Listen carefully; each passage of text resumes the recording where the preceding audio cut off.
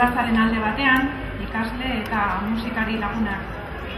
Bestean, familia, kuadrillakoa, herriko lagun eta ezagunak, beste hainbat lekutatik etorritakoak. Guztiok bat egin da. Zuk utzitako arrastoa hain da sakona eta luzea. Urte hasieran taldeko arduradun eta taldeari kohesioa ematen zion Josemari gure artetik jontzenetik galdu xamar aurkitu gara. Baina berak markatutako ildotik aurrera egin dugu eta pizkanaka gauzak aurrera atera ditugu. Ondo erakutsitakoa nonbait gu. Zenbat lan egiten zuen ziurtatu dugu eta une asko izan ditugu bera oraitzeko.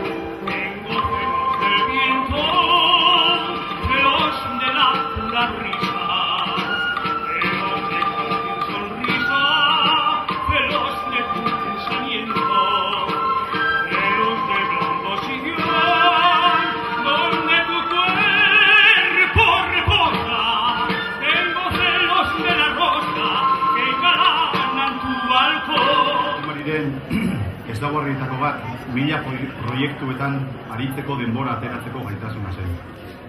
Talde askotan hartu zuen parte, batik bat kulturgintzan eta herrigintzan.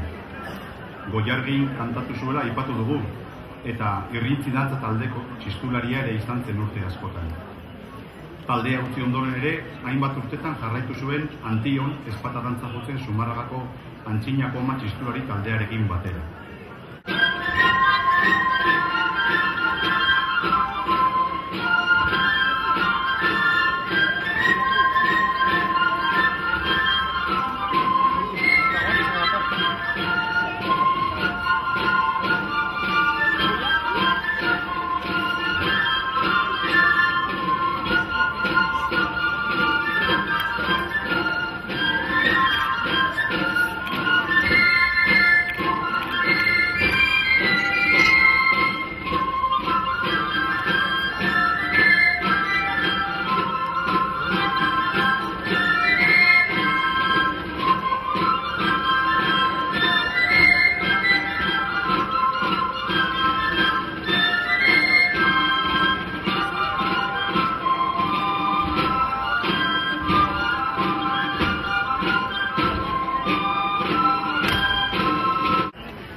kuadrillakoek gurekin egon nahi izan dute ekitaldi berezi honetan, eta kantu afariko taldearekin eta Miguel Lasarekin batera, azken honek eginiko Urretxuko Gazteak abestia kantatuko dute. Euskara eta bere erabilera sustatzea Jose Mariren kutuna eta erronketako bat ere izan ziren. Euskara bultzatzeko tresna gisa kantua erabili zuen. Horretarako, zintzo-mintzoko taldekideak lagun izan zituelarik. Santanastazitako jaietako kantu afaria antolatzen adibidez. Zintzo-mintzok eta beste askotan aldarrikatu dutena kantu soilukoatuko dugu. Ez bedi galdu Euskara.